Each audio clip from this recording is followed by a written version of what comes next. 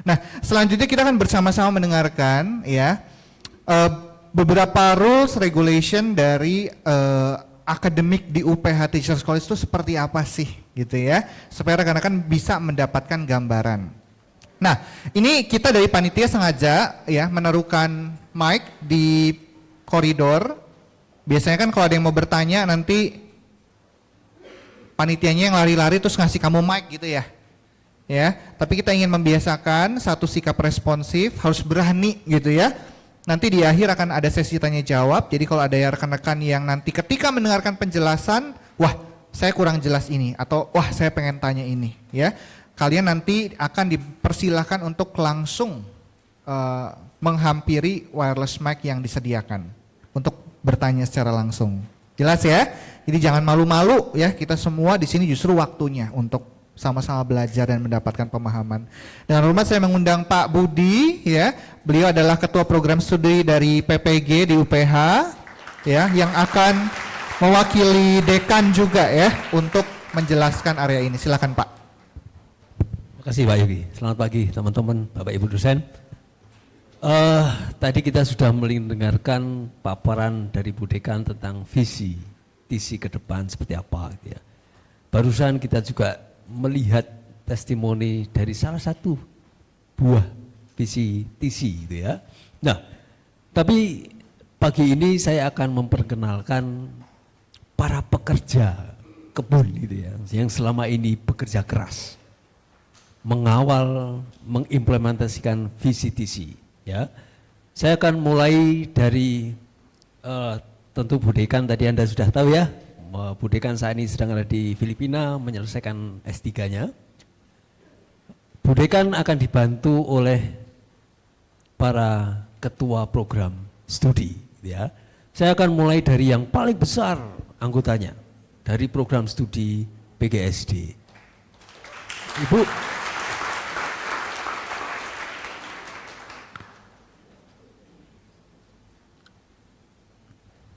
PGSD selalu dipimpin oleh ibu-ibu ya. Beliau adalah Ibu Rosma ya. Beliau baru bergabung tahun ini dan langsung dipercayakan untuk memimpin sebagai ketua program studi PGSD. Jadi nanti Anda yang di prodi PGSD akan selalu berhubungan dengan beliau gitu ya. Yang kedua adalah program studi matematika.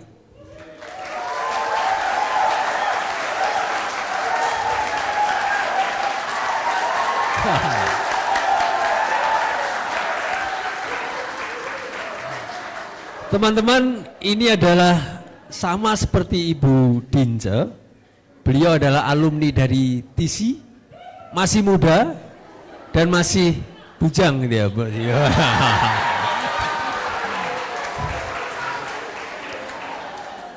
Beliau akan dibantu oleh satu orang head ya, karena di matematika ada beberapa mahasiswa yang masuk di konsentrasi fisika. Beliau akan dibantu oleh head dari konsentrasi fisika, Ibu Marta.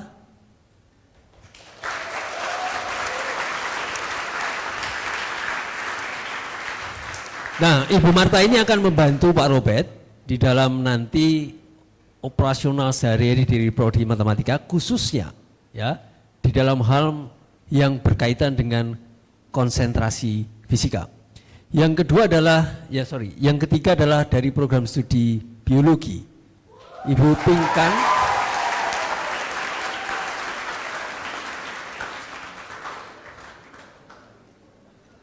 Nah, Ibu Pinkan ini adalah ketua program studi biologi dan beliau akan dibantu. Beliau juga alumni TISI, teman-teman. Ini beliau juga alumni TISI, sudah. Beliau akan dibantu oleh Ibu Kelly.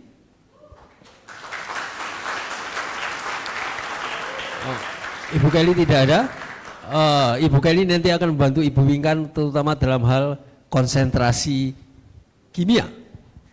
Kemudian yang keempat dari prodi pendidikan IPS.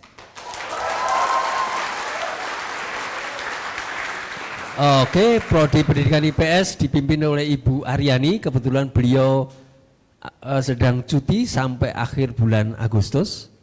Jadi nanti mungkin dari Prodi Pendidikan IPS akan ketemu dengan beliau di akhir bulan Agustus gitu ya. Beliau juga akan dibantu oleh Ibu Asih. Ibu Asih, ini.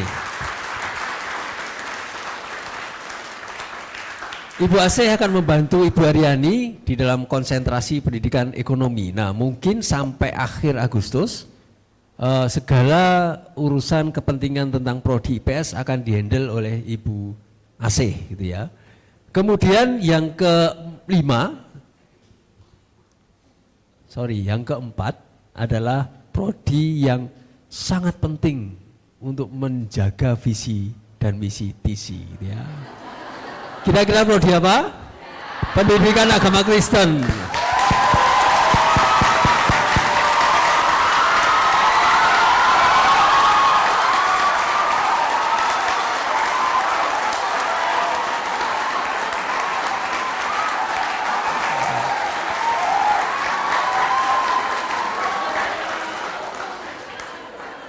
Beliau adalah Bapak Novel Priyatna PhD. Ya, wah.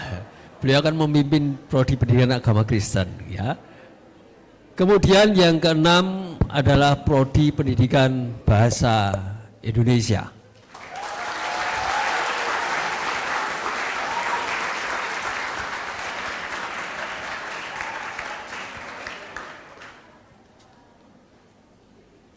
Prodi pendidikan bahasa Indonesia akan dipimpin oleh Pak Pitaya Rahmadi gitu ya.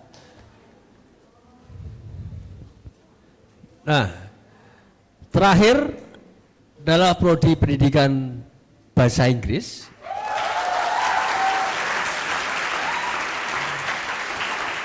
Mohon maaf, Ibu Juniriang, Ibu Ria, saat ini juga sedang bersama-sama dekan di Filipina, sedang menyelesaikan S3.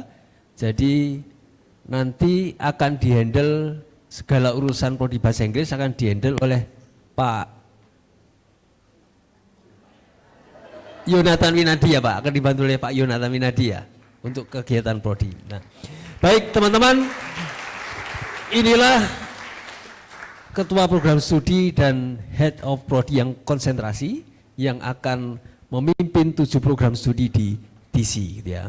Tetapi kepemimpinan beliau ini juga akan di backup, dibantu oleh beberapa Head of Departemen gitu ya. Yang pertama dan yang paling nanti akan banyak berurusan dengan kalian adalah Head of Field Experience, Pak Bernard Wijaya.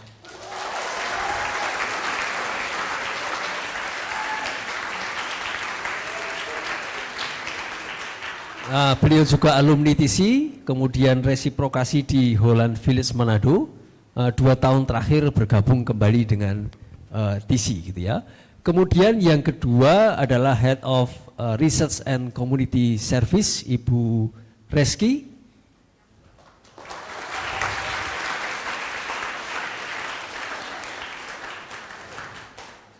Ibu Reski ini yang akan mengorganisir kegiatan penelitian dan PKM dosen dan mahasiswa di TC gitu ya. Yang ketiga adalah Head of Academic Administration and Data Supporting, Ibu Neneng.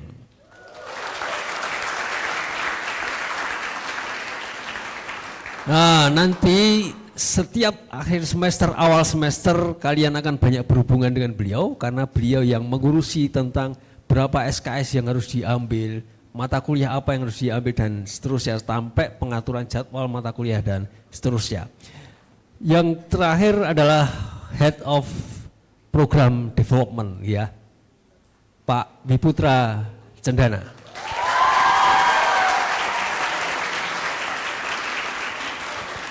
Beliau akan membantu pimpinan di dalam mengembangkan program-program yang akan berlangsung di TC. Oke, teman-teman, satu lagi, satu orang yang sangat penting di TC di bawah selain Bu Dekan ya, ada Ibu Krisnayanti. Wah ini, silakan Bu Yana.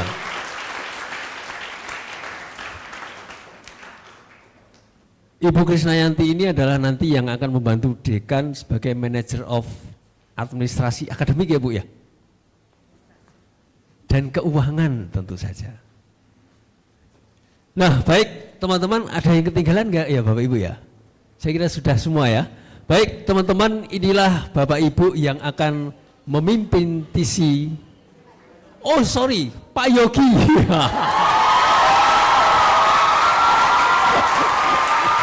Pak Yogi ya.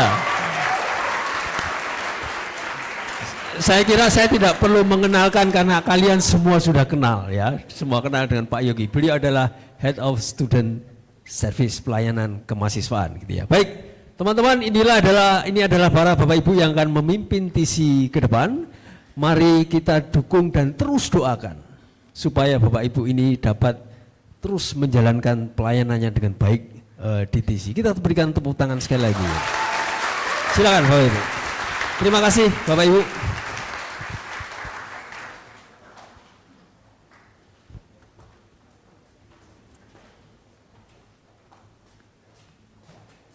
Baik teman-teman, selanjutnya saya akan menjelaskan sedikit ya gambaran tentang akademik prosedur gitu ya. Tetapi teman-teman, setelah ini nanti siang Anda akan secara lebih detail membahas ini bersama para Bapak Ibu Kaprodi.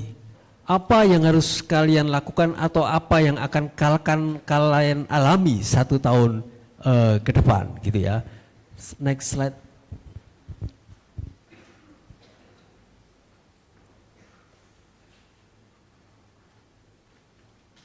Oke, Bapak Ibu dan teman-teman sekalian, ini karena permasalahan teknis, slide show-nya tidak bisa bergerak gitu ya. Oke, seperti yang disampaikan oleh Ibu Dekan tadi dan Pak Yogi di awal gitu ya, bahwa kalian adalah orang-orang yang terpilih dari sekitar 1.300 sekian mahasiswa yang calon mahasiswa yang mendaftar gitu ya. Ada saat ini saya update-nya adalah 189 yang sudah masuk dan terus akan bertambah sampai pertengahan Agustus gitu ya. Artinya teman-teman, masuk sebagai mahasiswa TC bukan satu hal yang mudah. Ada orang bilang bahwa tes di TC ini adalah tes yang paling sulit untuk bisa lolos menjadi mahasiswa TC. Anda bisa cek di universitas lain, tidak ada proses interview, tidak ada proses psikotes dan seterusnya gitu ya. Artinya ketika Anda sudah sampai di sini, maka Anda semua adalah orang-orang yang terpilih. Dari sekian ribu orang, 189 yang terpilih gitu ya. Next, Bu.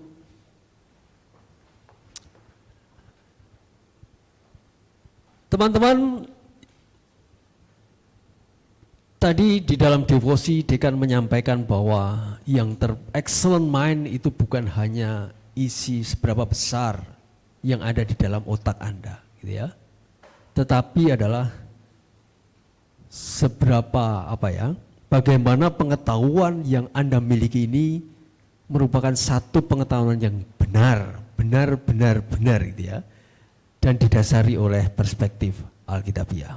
Nah, kalau kita bagaimana ini akan terimplementasi dalam gambaran kurikulum di TC gitu ya, di Teacher College ya. Teman-teman, kalau teman-teman boleh membandingkan ya, silakan nanti Anda searching.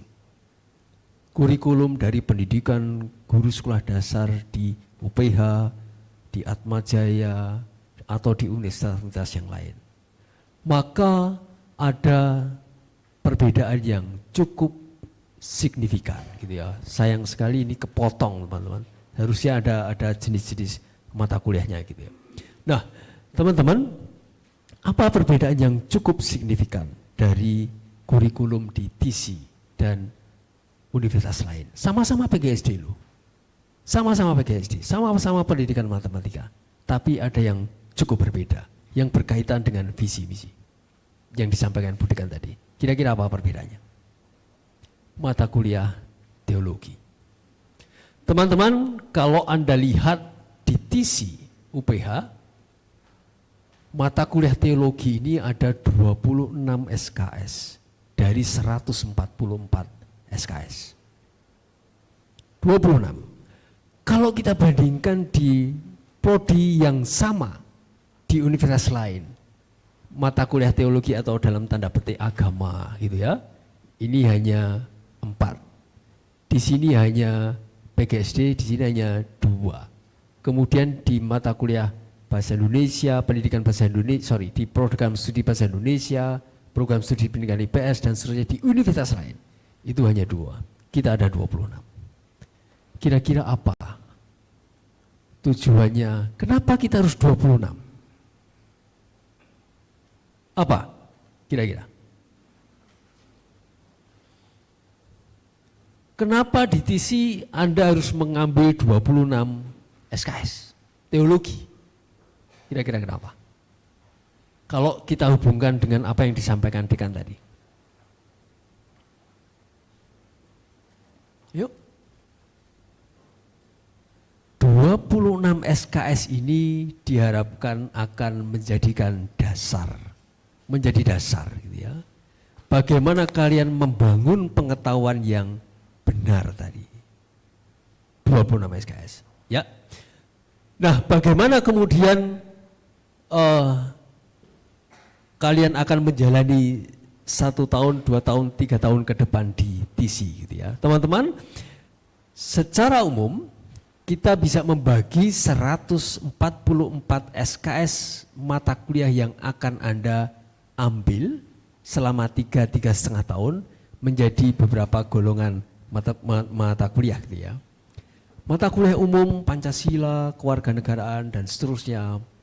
MIT, teologi gitu ya, 26 SKS, mata kuliah teori kependidikan dasar 48 SKS dan penunjang 55 SKS. Artinya di dalam waktu 3,5 tahun ke depan Anda harus menyelesaikan 144 SKS. Bagaimana kalau saya hanya menyelesaikan 140? Tidak boleh. Anda harus benar-benar selesai 140 SKS. Ya. Dan tidak boleh ada nilai D. Teman-teman kalau di perkuliahan nanti nilainya bukan 80, 90 bukan. Tapi A minus, B plus, B minus, C plus, C minus, D dan F dan seterusnya. Nah, 144 SKS ini Anda tidak boleh mempunyai nilai fail atau di bawah C minus. Ada beberapa mata kuliah yang tidak boleh C minus, minimal C. PPL, program praktek lapangan, Anda harus minimal C. Tugas akhir skripsi, Anda harus minimal C dan seterusnya. Nanti detailnya silakan ditanyakan di sesi program studi. Nah, bagaimana Anda akan menyelesaikan 144 SKS ini? Maka nanti setiap tahun Anda akan menjalani 3 semester, teman-teman. Nanti kalau misalnya Anda ngobrol dengan teman Anda di universitas lain, oh saya semester ganjil, saya semester genap. Kalian akan menjalani 3 semester. Ganjil, nanti Agustus sampai Desember, kemudian Anda break Christmas, kemudian semester genap Januari sampai April, akhir April, break sebentar, Anda langsung akan masuk semester akselerasi, semester antara. Jadi hampir waktu Anda bisa bayangkan 1 tahun ke depan waktu Anda Agustus, Desember, Januari, April langsung mulai masuk antara April sampai dengan Mei sampai dengan Juli, maka waktu Anda akan penuh dengan perkuliahan. Ya, hati-hati, Anda harus mulai dari sekarang melatih mengatur waktu Anda, atur waktu baik-baik. Karena waktu Anda cukup sempit ya. Anda bahkan untuk harus selain kuliah Anda harus apa? Work obligation, WO dan seterusnya gitu ya. Nah, nanti silahkan Anda perhatikan baik-baik kalender akademik. Ya, nanti Pak Yogi, Bu Yana sudah menyusun kalender akademik TC dengan cukup detail. Apa yang akan terjadi nanti di bulan Agustus? Apa yang akan terjadi di Desember? Kapan saya UTS, kapan saya UAS, sudah diatur sampai 1 tahun ke depan. Perhatikan ini baik-baik, ya. Jadi ini akan membantu kalian nanti dalam mengatur waktu kalian, gitu ya. Next, Bu. Baik, teman-teman, masa penyelesaian studi di TC itu dibagi menjadi 2, gitu ya. Anda bisa menyelesaikan studi Anda dalam jangka waktu 3 tahun, 6 semester, atau nanti ada dari kalian yang harus menyelesaikan perkuliahan dalam jangka waktu 3,5 semester, gitu ya. Apa bedanya? Kalau Anda menyelesaikan PET 3 tahun, maka ini adalah kegiatan atau jumlah SKS yang harus Anda ambil secara umum, ya. Nanti Prodi akan mempunyai detail jumlah SKS masing-masing, mungkin akan berbeda, gitu ya. Jadi semester 1, semester 2, semester antara tahun pertama kita sama semua, 20 SKS. Jadi semua Prodi, semua mahasiswa TC akan mengambil jumlah SKS yang sama di tahun pertama. 20 SKS semester ganjil, 20 SKS semester genap, kemudian 9 di semester antara. Setelah tahun pertama, maka ini yang akan membedakan. Ada dari kalian yang bisa mengambil 24 SKS, tetapi ada dari kalian yang hanya boleh mengambil maksimal 20 SKS. Ya, dan seterusnya. Apa yang membedakan atau yang membuat berbeda? Yang membuat berbeda adalah indeks prestasi sementara semester dan indeks prestasi kumulatif. Apa itu? Nah, nanti Anda bisa tanyakan di Prodi, gitu ya. Tapi intinya begini, setiap Anda menyelesaikan semester, maka Anda akan menerima hasil nilai selama semester ganjil. Misalnya nanti semester ganjil selesai, Desember Anda akan menerima kartu hasil studi. Anda bisa cek di OPCS, gitu ya. Oh, nilai saya semester ini adalah 3,5. Itu yang dinamakan IPS, indeks prestasi semester. Semester selanjutnya, semester genap, di akhir semester Anda juga akan menerima hasil nilai, ya, IPS semester genap, tetapi Anda juga akan menerima indeks prestasi kumulatif, gabungan antara semester 1 dan semester kedua. Jadi ingat ya, IPS itu Anda akan terima setiap akhir semester. Kemudian setelah menyelesaikan misalnya semester kedua, Anda akan tahu juga tentang indeks prestasi kumulatif, gabungan semester 1, semester 2. Nanti semester 3, semester 4 dan seterusnya akan seperti itu, gitu ya. Nah, bagi mahasiswa yang IPS, IPK-nya ya lebih besar dari 3,30, maka Anda akan diizinkan untuk mengambil 24 SKS. Ya, ingat ya, 3,30. Tetapi bagi mahasiswa yang IP-nya 330 ke bawah, ya, ingat 330 ke bawah. Artinya kalau 330 maka Anda hanya diperbolehkan mengambil maksimal 20 SKS. Ya, ini itu secara umum seperti itu. Next, Bu.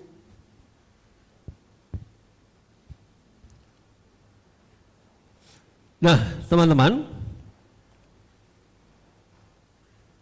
ini adalah Peraturan Rektor UPH nomor 4 tahun 2020 ya, yang mengatur tentang SKS maksimal yang bisa diambil oleh mahasiswa UPH.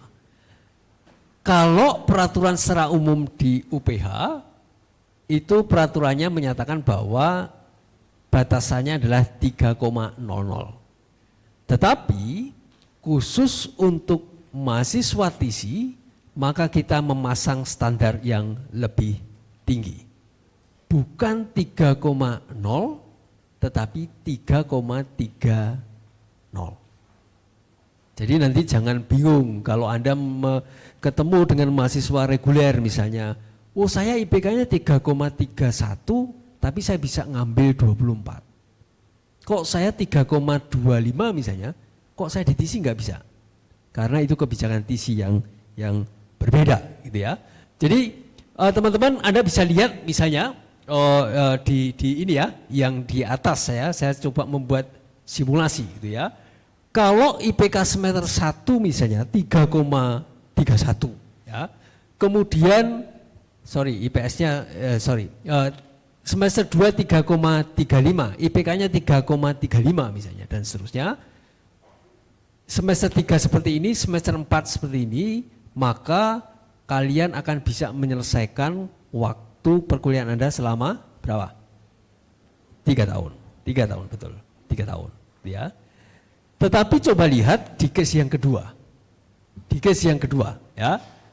Semester 1 Anda 3,29. Kemudian semester kedua 3,8. Semester 3 misalnya 3,8. Maka dia masuk 3 atau 3,5 tahun?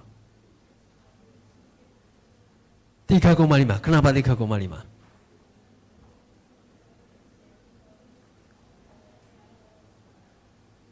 Indeks prestasi kecuali terutama di semester 1 di bawah 3,30.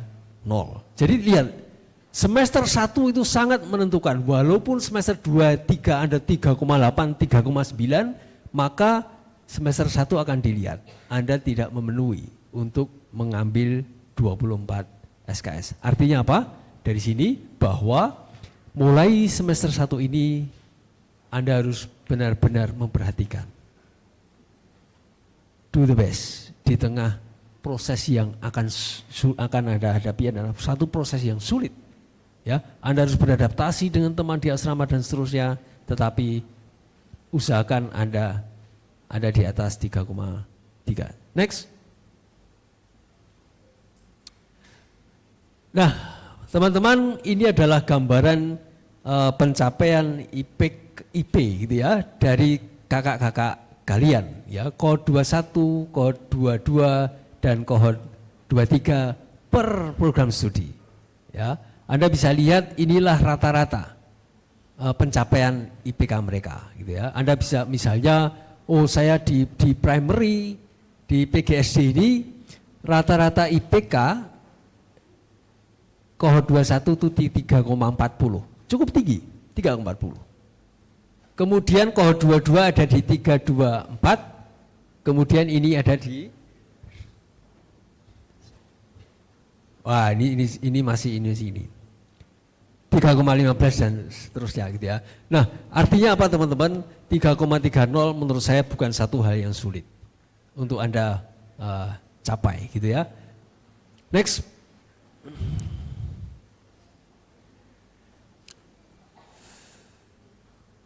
Teman-teman, sebagai gambaran saat ini kohort 2021 misalnya, dari jumlah total mahasiswa 171, track 3 tahun yang menyelesaikan perkuliahan dalam waktu 3 tahun ada 144 mahasiswa. Hanya sebagian kecil yang 3,5 tahun. Kohort 22 dari 254 yang 3 tahun 161. Yang 3,5 tahun ini berapa? 93. Tetapi ini masih menggunakan standar yang lama. 21, 22 masih yang lama. Artinya standarnya masih 3,00. Nah, mulai 2023 dari 233 hanya 116 yang masuk track 3 tahun, 117 masuk track 3,5 tahun. Ya.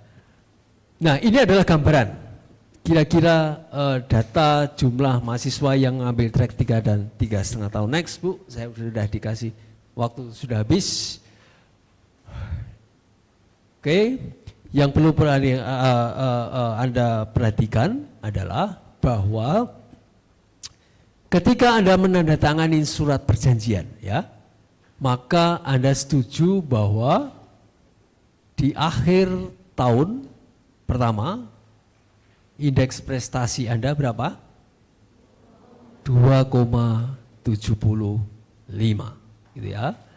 2,75. Artinya semester 1 ini usahakan lebih dari 275, semester 2 nanti upayakan lebih dari 2,75. Bagaimana kalau ini nanti di bawah 2,75? Secara legal formal maka Anda tidak memenuhi gitu ya, target yang telah kita tetapkan minimal 2,75. Tetapi kita akan melihat dengan detail gitu ya. Apa yang menyebabkan Anda tidak bisa mencapai 2,75? Ini yang akan kita evaluasi nanti Bapak Ibu Kaprodi, student service termasuk dom parent akan melihat progres Anda selama 1 tahun ini seperti apa dan seterusnya. Nah, berdasarkan hasil evaluasi itu nanti kita akan menentukan apakah Anda bisa melanjutkan menjadi mahasiswa TC masuk semester ketiga atau Anda harus berhenti sebagai mahasiswa TC gitu ya. Jadi teman-teman mohon perhatikan dengan baik batasan IPK di tahun pertama. Next. Yang kedua adalah tidak dipungkiri bahwa dari 1, 2, 3, 4 dari kalian mungkin nanti ada yang merasa kok saya berat ya masuk di matematika, saya terlalu berat masuk di bahasa Inggris dan seterusnya gitu ya. Kok ini tidak sesuai dengan pilihan saya waktu itu dan seterusnya gitu ya. Nah, kita memberikan kesempatan mahasiswa untuk melakukan proses pindah program studi. Tetapi ini tidak begitu saja akan kita izinkan. Kita akan mengevaluasi dengan betul. Nanti Kaprodi termasuk dom parent akan melihat betul bagaimana apa alasan Anda ingin pindah program studi dan seterusnya gitu ya. Nah, kalau memang itu sangat kita lihat lebih baik Anda pindah program studi, maka kita akan memberikan kesempatan kepada Anda untuk pindah program studi. Tetapi kita menghimbau gitu ya, proses prodi ini, pindah prodi ini paling lambat adalah di akhir tahun pertama. Itu paling lambat. Itu paling lambat. Kalau misalnya Anda sudah mulai merasa ada, oh kok saya terlalu berat dan seterusnya, di akhir semester 1 itu akan lebih baik. Gitu ya. Jadi ada proses pindah program studi. Next. Nah, ini syarat kelulusan, nanti silakan Anda bahas secara detail di program studi. Next. Nah, teman-teman, pasti kalian nanti akan menghadapi masa yang sulit. Kami bisa jamin, tidak ada kan semua berjalan dengan mulus, tidak ada. Tantangan di asrama, perkuliahan dan seterusnya pasti akan Anda hadapi. Tetapi satu hal yang bisa kita jamin adalah kita memiliki banyak support system. Ada dosen pembimbing akademik, ketua program studi, ada student service, ada dom parent dan seterusnya yang siap membantu Anda, gitu ya.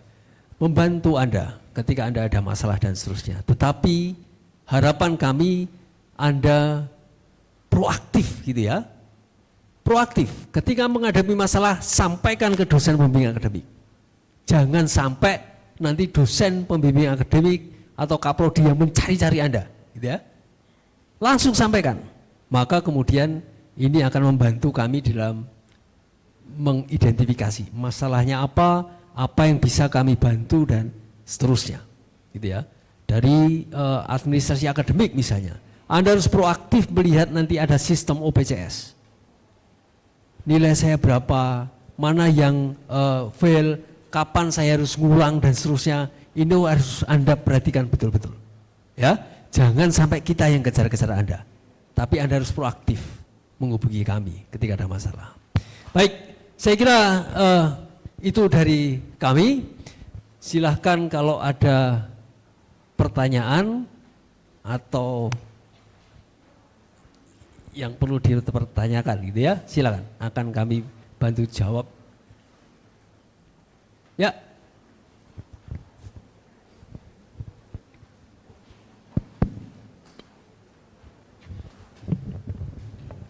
Terima kasih Pak. Perkenalkan, nama saya Elsa Diana Sartika Siboya dari Prodi Pendidikan Biologi. Pertanyaan saya mengenai IPK yang telah Bapak jelaskan tadi, yaitu mengenai apakah setelah masuk kelas akselerasi, yaitu dengan syarat sekolah 3 tahun, dia memenuhi IPK dengan 3,30 di semester 1. Tetapi pada saat masuk kepada semester 3, IPK-nya turun dari syarat IP yang sudah ditentukan. Apakah dia di blacklist dari kelas 3 tahun tersebut, Pak? Demikian, terima kasih. Jangan di blacklist lah ya. Ngeri kali ini blacklistan.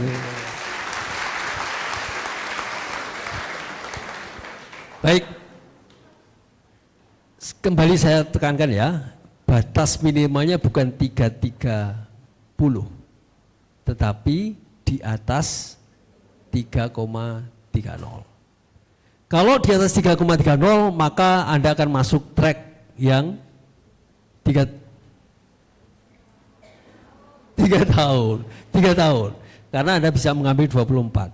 Semester 1 Anda di atas 3,30 gitu ya.